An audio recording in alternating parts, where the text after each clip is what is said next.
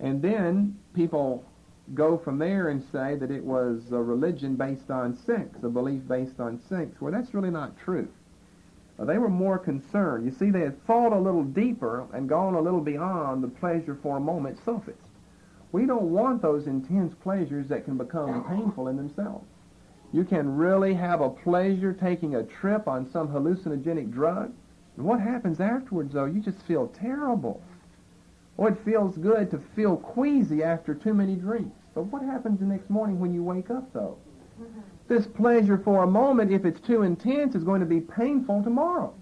You see how deceptive Satan is in giving you a pleasure for the moment and making it hurt so terribly the next day. Amen. That shows it's a work of Satan because it's deceptive.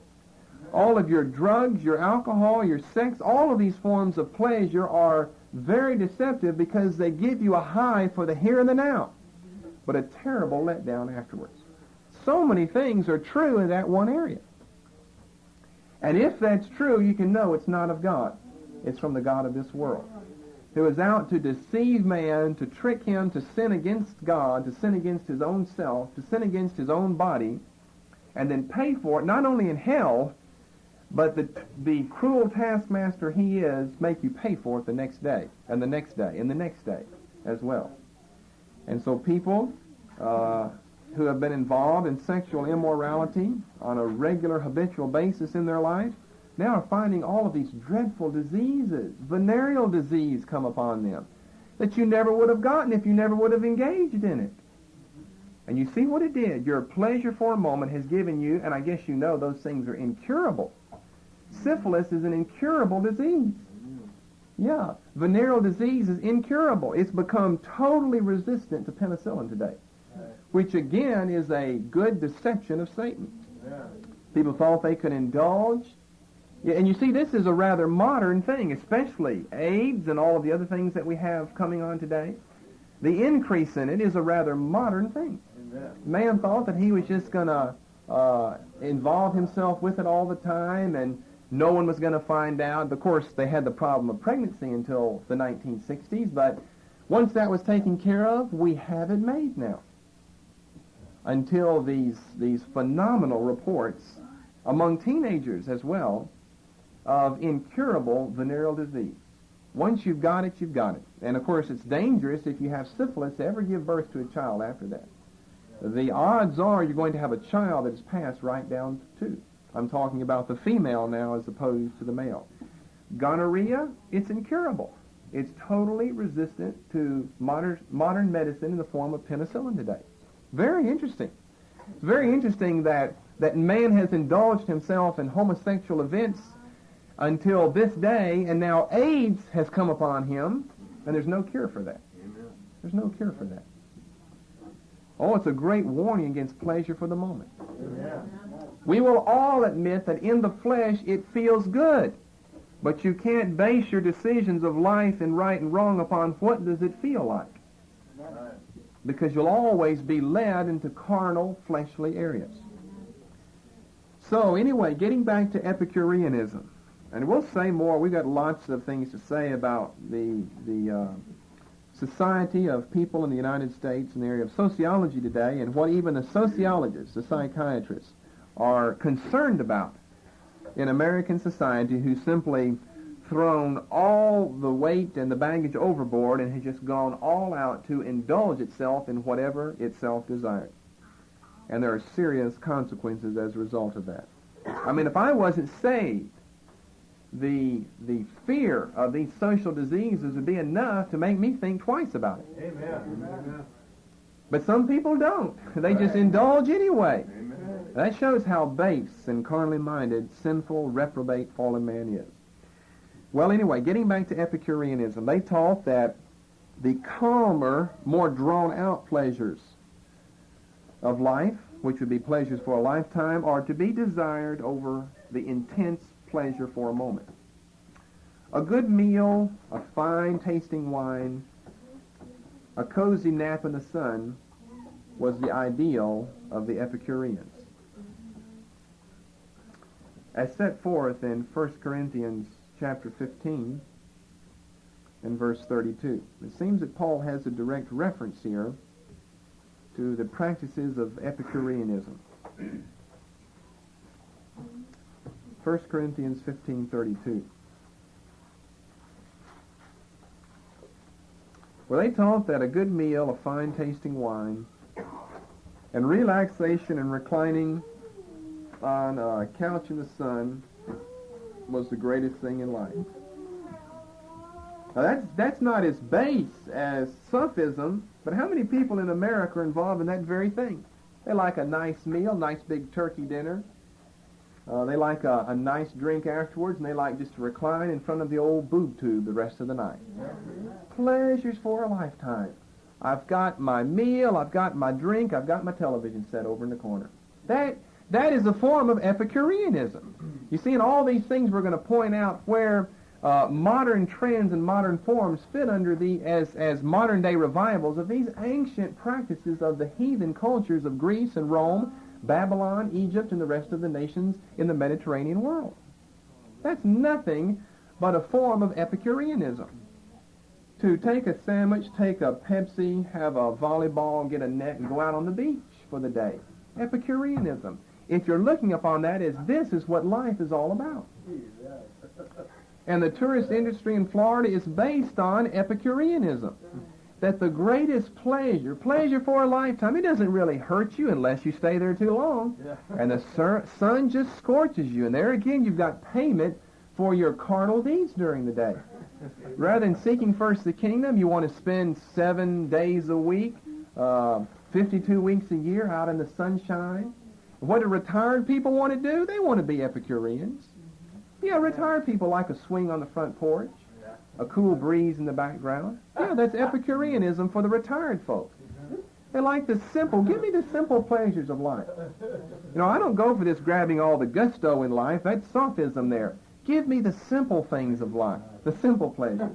They want to swing on the porch. They want an old pumpkin sitting over there and a kitty cat curled up underneath their feet and gray hair and a picture album in their hands of the grandchildren. Well, that's a good example. Most old people are like that. They're not in their closet on the floor underneath the carpet or somewhere seeking first the kingdom, praying, fasting. No, they just want to enjoy. I've worked all my life. Let me be an Epicurean the rest of my life. I've been an American for long enough. Let's go back to Greece and be an Epicurean. And I think there was an article in the paper this morning. I didn't read it, but we pick it up on the way here. Of all the people in this state that go to Florida every year, I think like 115,000 people. That's a fifth of the population of this state. I just thought about it, I calculated it up.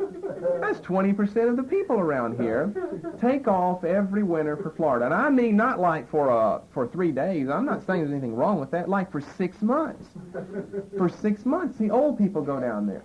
What do? They've got an old trailer or an old condominium that they own down there, or maybe a not so old condominium down there. And they get out in a lawn chair. The breeze is blowing through the palm trees. They have an easy music station on, not any of this acid rock or maybe a country station, a soothing station. What do? They just eat, drink, and be merry. Just content with the simple pleasures of life. And life is more than just reclining in a lawn chair. If after the manner of men I have fought with beasts at Ephesus, what advantageth it me if the dead rise not?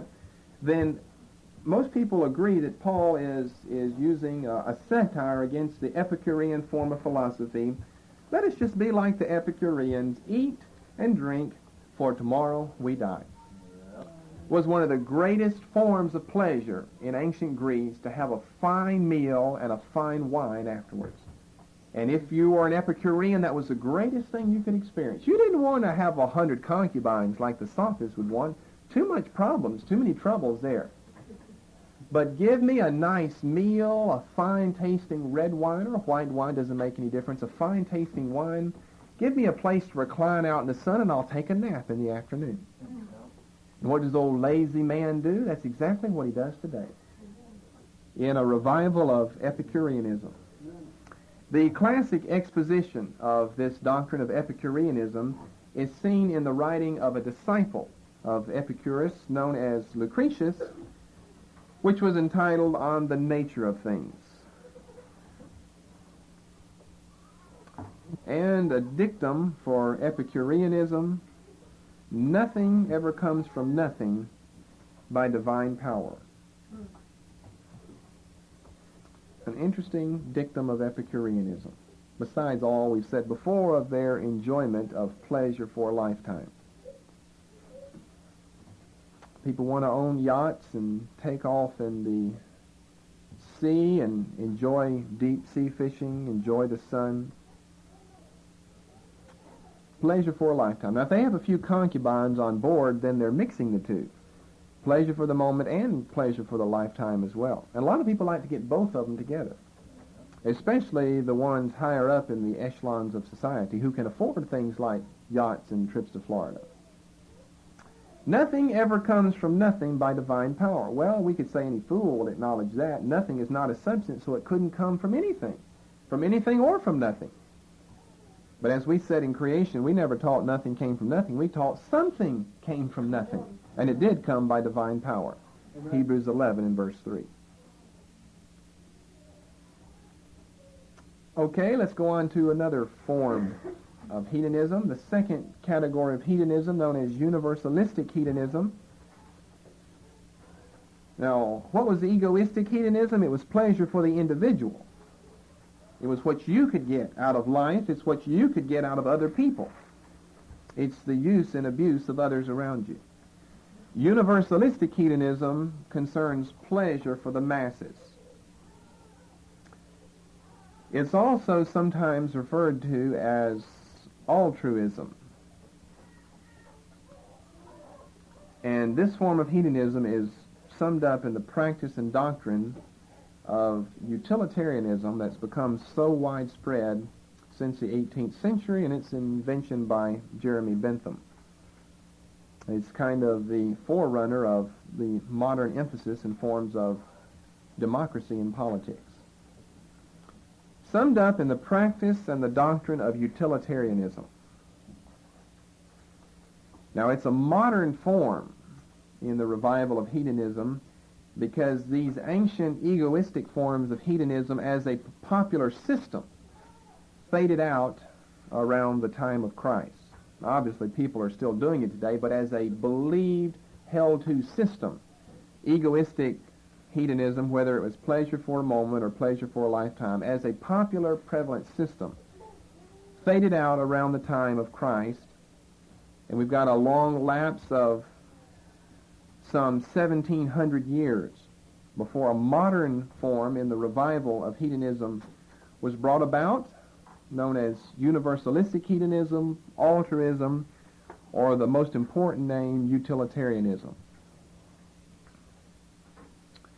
It was invented by one Jeremy Bentham, who lived 1748 to 1832. And it was his persuasion that Epicurus was the greatest of the Greek ethicists. When you do a study of Bentham's life, you find out that the real reason that he invented utilitarianism was because of the corrupt British legal system of his day that he did not feel was doing justice to the masses, to the people, to the populace of his day. So it really didn't have a religious or a philosophical foundation. It had a political foundation. And yet it's been adopted into the church. It's been adopted into all forms of government, all forms of politics. It's been adopted into many forms of philosophy today. And it says the following: utilitarianism. Whatever brings the greatest pleasure to the greatest number of people is right. That means it has utility. And that's where we get the name utilitarianism. It has utility. Whatever brings the greatest good for the greatest number of people. So your actions are judged to be right if they help a large number of people. Now, this was thought to be better and more humane than those other forms of hedonism that we talked about, since this is not so self-centered. And it's interesting that between the ancient form of hedonism, known as egoistic hedonism, and the modern form of utilitarianism. Between that, we have the institution and the rise of Christianity. And no doubt this is why in the modern form of the revived hedonism, it's altruistic in approach rather than egoistic, because of all that Christianity had stressed about doing good to others as opposed to doing good to yourself.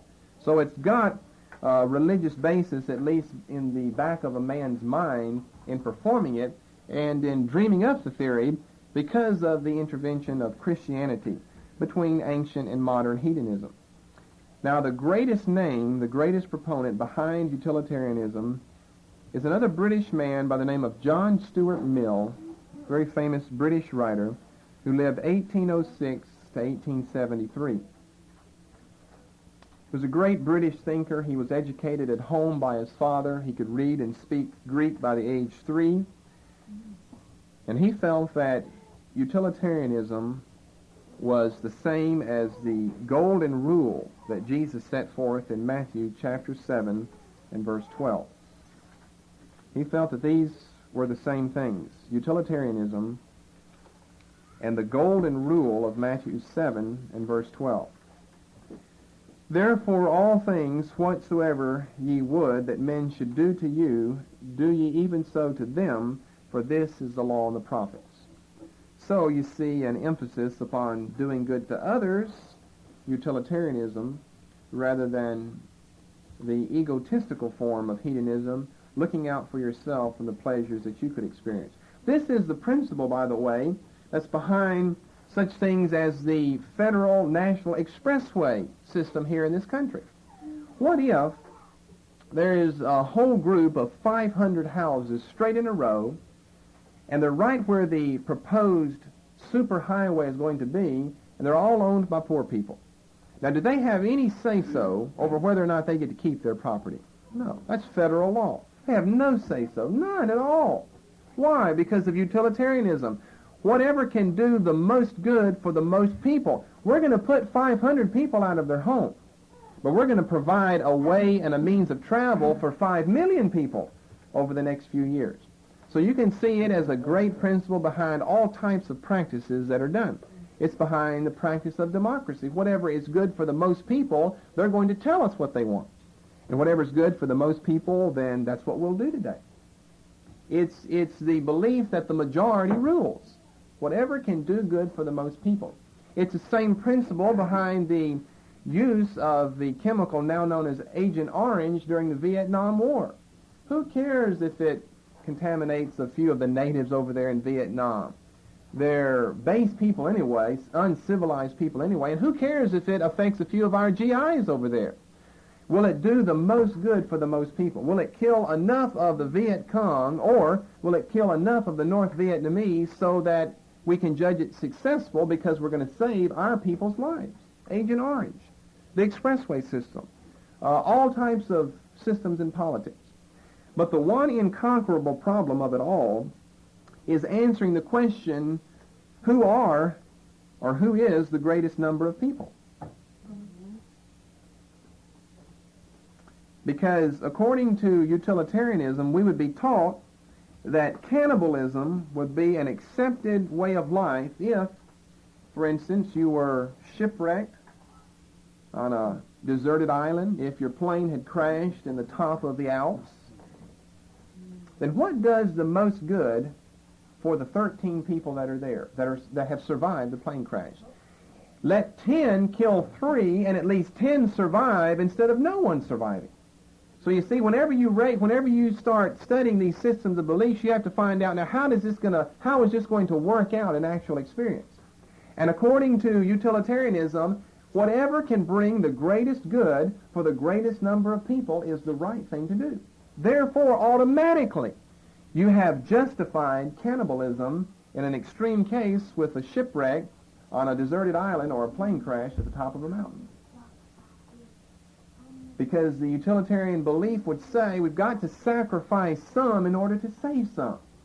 We can't sacrifice all. We've got to sacrifice some to save some. And so utilitarianism would say, well, see, we're doing the greatest good to the greatest number of people because 10 have survived and 3 died. But what about the relatives of the 3 who died? Do not the potential descendants of those 3 people you killed, does not that outweigh the measly number of 10 that survived by eating the other 3 people? So you have an inconquerable problem that you can never get around on trying to determine, well, who is this greatest number of people? Because if you don't go any past the situation on top of the mountain, all you have are 13 people there. 3 you eat, you tear the flesh off, eat it raw so that you live. 3 you eat, and 10 survive. So 3 die and 10 live. And so you say, we did the greatest good for the greatest number of people. But you've got to look beyond that. What about their descendants? What about their relatives? You've got a lot of other people to consider. So where are you going to draw the line for the greatest number of people? It's a problem that can't be answered. In any case, you're not going to be able to determine now which is the greatest number of people here. Going back to the expressway, what if they take the 500 people out that had relatives spread all over the world and that were going to produce descendants later on? They build this great highway, superway through there, and a meteorite falls and destroys the expressway, and they never work on it again. Now, who were the greatest number of people there? The potential people that were going to travel on it? Well, they never traveled on it, though. Or the people whose homes you took away. So it doesn't answer anything. It simply says, let's enjoy ourselves together, instead of let me enjoy myself by myself. So let's look at some biblical answers thus far to hedonism, as it's based on the perception of one's senses as to what feels good and brings pleasure must be right. The Bible condemns a trust in one's 5 physical senses apart from faith in God and faith in His Word. The Bible, we could say in the second place, informs us that the 5 physical senses of man were not given to him to determine the rightness or the wrongness of actions and thoughts in life. The aesthetic quality of a deed or of a thought is not to be judged on the beauty conjured up by one's mind or seen in one's eyes, but as revealed to us in the Holy Scriptures. 2 Corinthians chapter 5 and verse 7. For we walk by faith and not by sight. The Bible condemns, we're saying, trust in the 5 physical senses. And the 5 physical senses are the very basis for all forms of hedonism. As you perceive something to be good based on what you see, what you taste, what you smell, what you feel, what you hear, then so is it good. Colossians chapter 3. Colossians chapter 3, beginning with verse 1. If ye then are risen with Christ, seek those things which are above. Now, which of your 5 physical senses can tell you of those things that are above? None of them can. You don't see it. You don't hear it. You don't, as you wake up in the morning, hear angels playing on the harps in heaven. You don't smell heaven. You can't touch heaven. You can't taste heaven. Seek those things which are above. In other words, you're going to have your foundation on something else besides your physical senses and the sensory perception gained therefrom.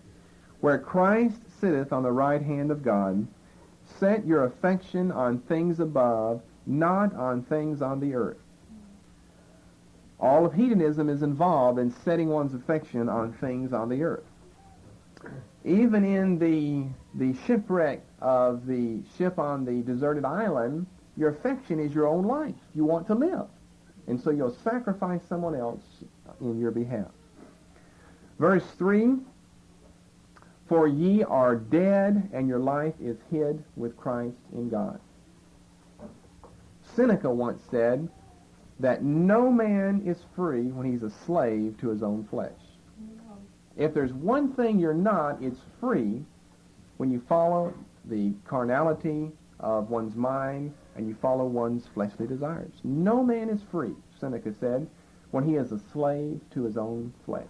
You see, what people misunderstand in the whole area of Christianity is that Christianity is bondage because it requires you to give up so many things, to surrender so many things in life.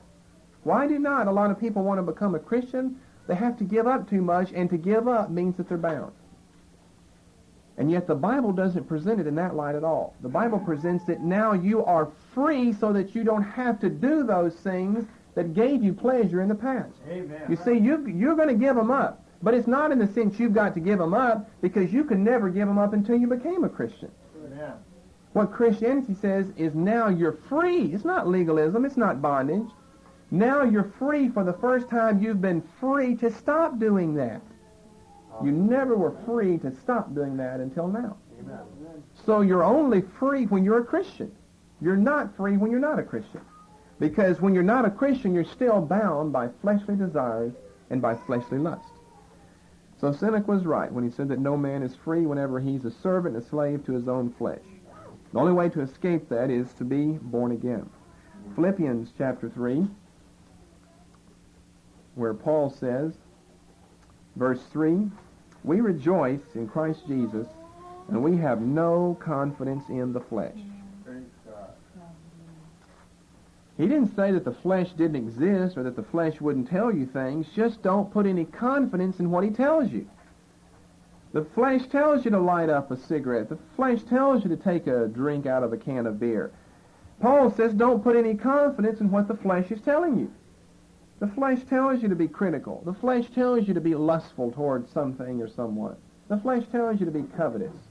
The flesh informs you to be angry. You have a right to be. And Paul doesn't say the flesh doesn't inform you of that. That's what the flesh is all about. That's what you're warring against. Just don't put any confidence in what he tells. Because although what he tells you is probably right, that it will feel good, what he doesn't tell you is where the problem lies, but you'll suffer terribly if you do what I tell you to do. There are great consequences behind performing the deed that I'm telling you is so good for you to perform. The flesh will tell you that it's good, but the flesh will not tell you the consequences until you start experiencing them, and then the flesh will just moan and groan about himself because of what he's having to experience.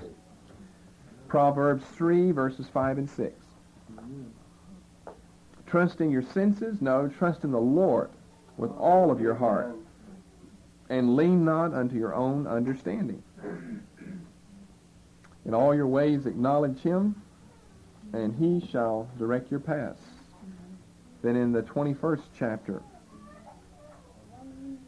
and the 17th verse, Proverbs 21:17. He that loveth pleasure shall be a poor man, and he that loveth wine and oil shall not be rich.